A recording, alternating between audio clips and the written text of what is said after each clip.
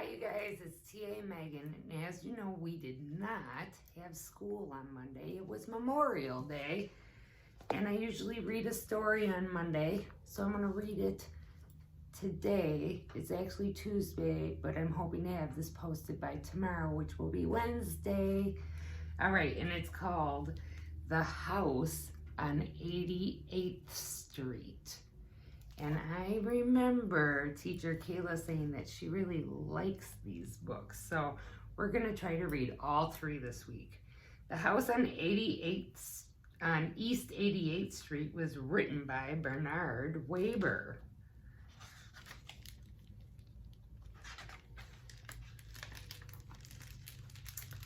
And it was written, or the copyright's from 1962. Here we go. First, I'll read the words and then I'll show you the pictures. This is the house on East 88th Street. It is empty now, but it won't be for long.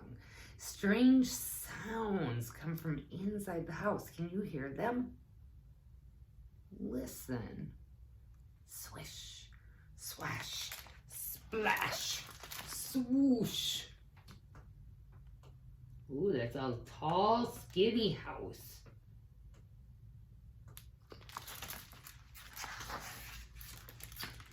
It began one sunny morning when the Citywide Storage and Moving Company truck pulled up to the house on 88th Street, on East 88th Street, and unloaded the belongings of Mr. and Mrs. Joseph F. Prim and their son, Joshua. It was a trying day for everyone. Mrs. Prim just couldn't decide where to put the piano, and Mr. Prim's favorite pipe was accidentally packed away in one of the dozens of cartons lying about. Oh, look it. Moving day can be stressful for everyone, can't it? How to find new places for all your things. All the unpacking and cleaning, oh, it's a lot of work, isn't it? Swish, swash, splash, swoosh. Loudly and clearly, the sound now rumbled through the house. It's only a little thunder, Mrs. Prim assured everyone. And when a Citywide Storage and Moving man carried in their potted pistachio tree, everyone rejoiced. The truck was at last empty, and the movers wished them well and hurried off to their next job for the day. Now I'm going to prepare our lunch, announced Miss Prim. But first I must go upstairs and wash these grimy hands. Swish, swash, splash, swoosh. By and by her ears directed her to the bathroom door. What can that be? She asked herself as she opened the door. Oh, look at that grand staircase. And there's the potted pistachio plant.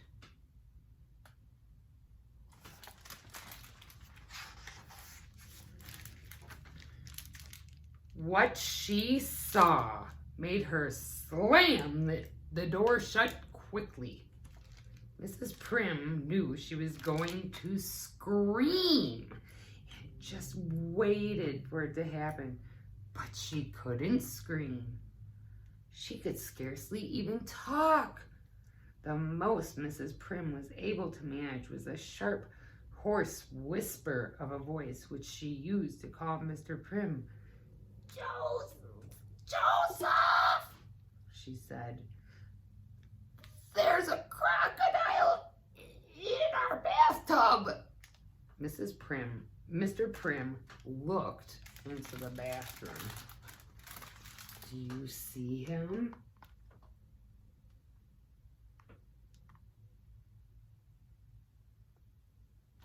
Oh, that would be quite a surprise.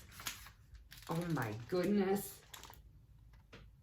He looks nice and friendly.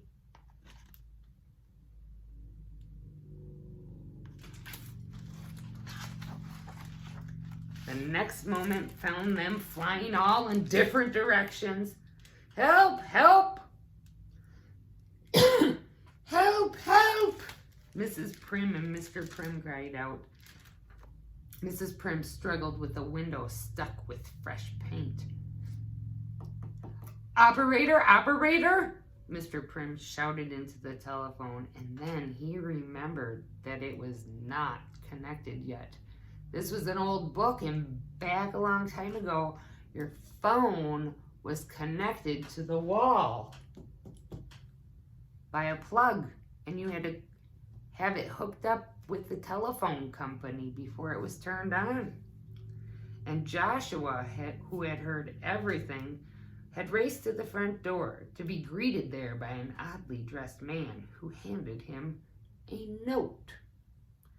This will explain everything about the crocodile, he said. And then he left quietly but swiftly. Ooh, a mysterious man. The phone's not hooked up. There's a crocodile in the house. What on earth are they going to do? Let's read more. Mr. Prim read the note. Please be kind to my crocodile. He is the most gentle of creatures and would not harm a flea. He must have tender, loving care, for he is an artist and can perform a good many tricks. Perhaps he will perform some for you. I shall return.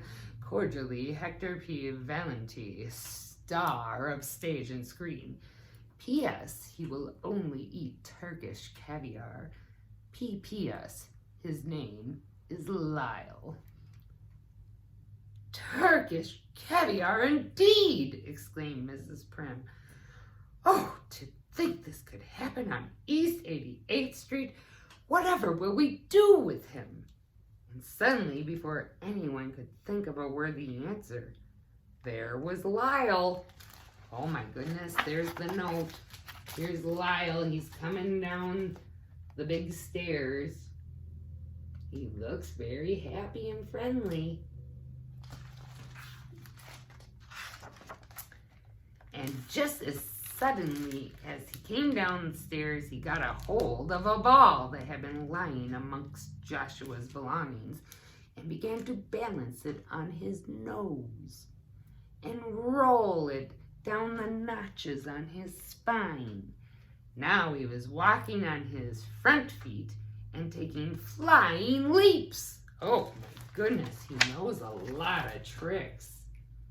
I can't do any of those tricks. Can you?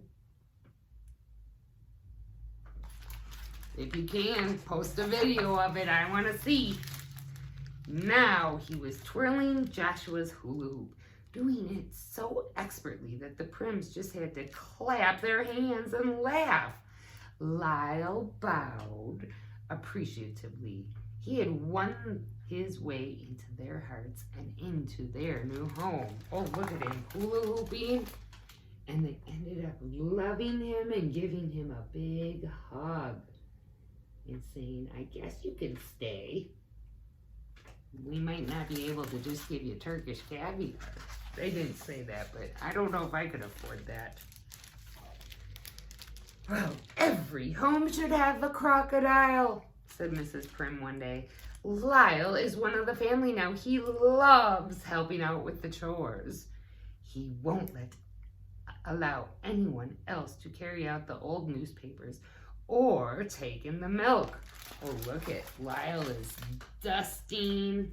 He's taking out the recycling, bringing in the new milk. And Mrs. Prim is just boasting about how helpful he is. He folds towels, he feeds the bird, and when he sets the table, there's always a surprise. I had only to show him once how to make a bed. Oh my goodness, he is helpful. Setting the table, feeding birds, making his bed. Do any of you help around the house like that? I hope so. My son helps me, and I love it, because then I have more time to spend with him. People everywhere stop to talk with him. They say he is the nicest crocodile they have ever met. Lyle likes to play in the park, and he always goes around at least once in the pony cart. Ooh, I wish we had pony cart at our park. We got a swing set, though, and some slides. Sounds like they live in New York, though. So maybe they're talking about Central Park. Anyway, and he has learned to eat something besides Turkish caviar.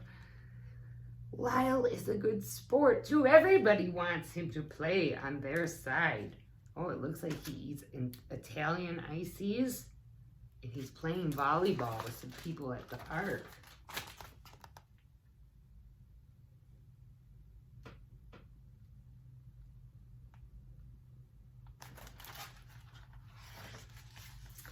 Oh, he is wonderful company. We just take him everywhere. Just give him his Turkish caviar and his bed of warm water, and he is as happy as a bird. Oh my goodness, he's in the car with them, and there he is in his bed, which is their bathtub. I don't know if I'd want to sleep in the bathtub. The water might get cold. But this is an old-timey book. Maybe it's a heated bathtub.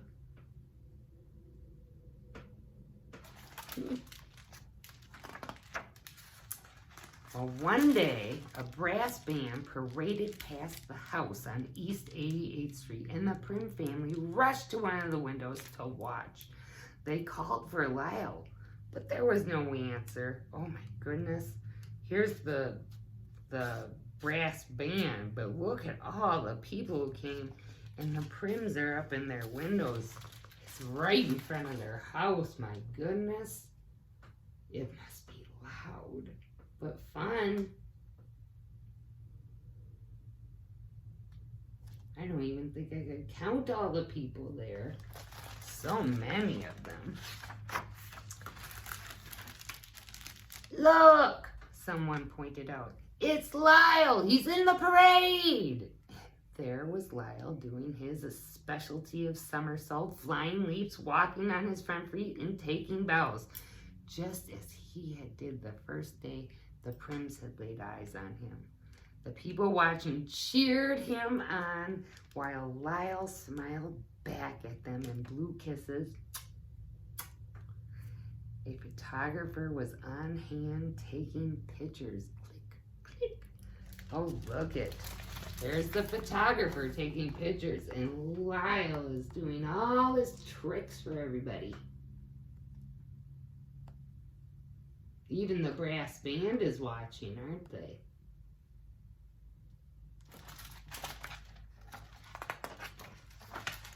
Well, the very next day, Lyle was famous. The telephone rang continually. Ring, ring, ring, ring, just nonstop. And bundles of mail were dropped by the door. One letter was from someone Lyle knew particularly well. Mr. Prim read it. I always read it in his voice, just so you know. Just a few words to say, I shall return. Cordially, Hector P. Valenti, star of stage and screen. P.S. Very soon. P.P.S. to fetch my crocodile.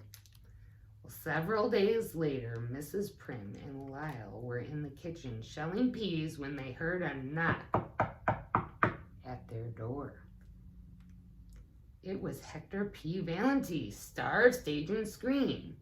I have come for Lyle, announced Signor Valenti.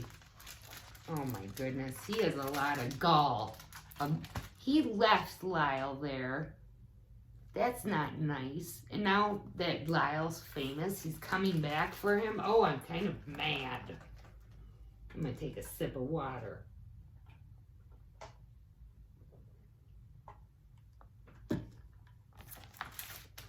I wonder what Lyle thinks about all this. Well, we're going to find out what Mrs. Prim thinks. You can't have Lyle, cried Mrs. Prim. "He is very happy living here, and we love him all very dearly." "Lyle must return to me," insisted Senor Valentine. "Was it not I who raised him from his young crocodilehood? Was it not I who taught him his bag of tricks?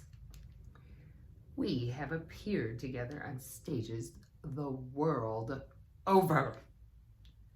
But why then did you leave him alone in this strange house by himself?"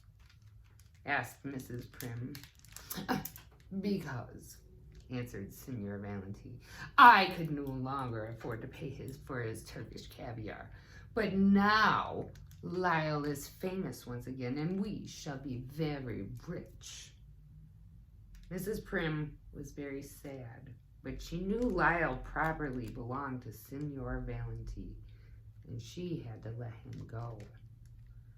It was a very tearful parting for everyone. Oh, everybody's crying except for Senor Valentine. Look at them. Oh! Well, there's still more to read. Let's hope it gets better. Senor Valentine had big plans for Lyle. They were to travel far and wide, stay in many hotels. There they are on a boat and checking into a hotel, but does Lyle look happy?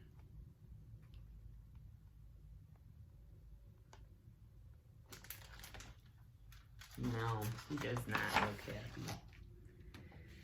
And at these hotels, where sometimes the tubs were too big, the other times too small, or too crowded. Oh, Lyle. He misses his bed, which is a bathtub. None of those are just right. It's hard to sleep away from home. I know I have difficulty. Senor Valentine did what he could to try to coax a smile from Lyle. He tried to make funny faces, and he stood on his head, and he tickled Lyle's toes and told him uproarious stories that in happier days would have had Lyle doubled over laughing. But Lyle could not laugh, nor could he make other people laugh. He made them cry instead. Why, one night in Paris, he made the entire audience cry. The theater manager was furious and ordered them off of his stage. Oh, poor Lyle. He's so sad and depressed that he can't make anyone happy. Because when you're not happy yourself, it's very hard to make other people happy, isn't it?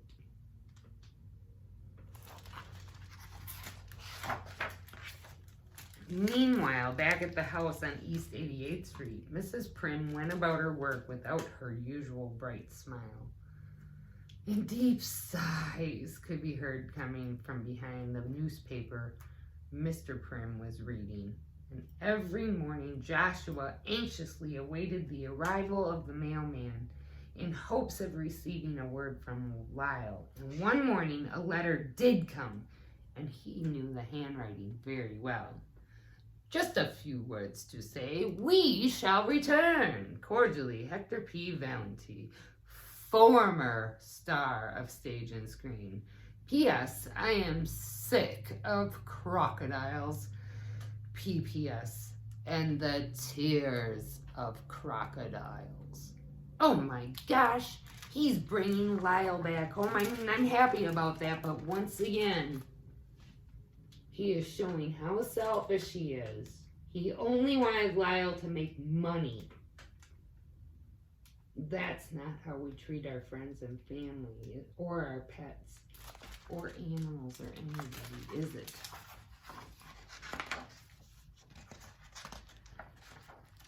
And not too many days after, the Prims were delighted to find Hector P. Valentine and Lyle at their door.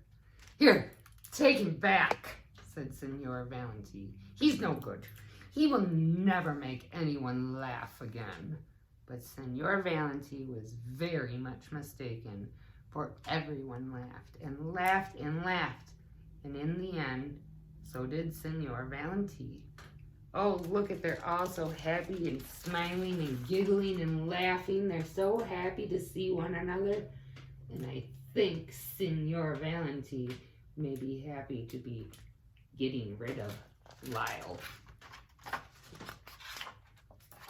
So now, if you should happen to be walking past the house on East 88th Street, and if you should happen to hear a sound or two that goes swish, swash, splash, swoosh, don't be surprised. It's only Lyle.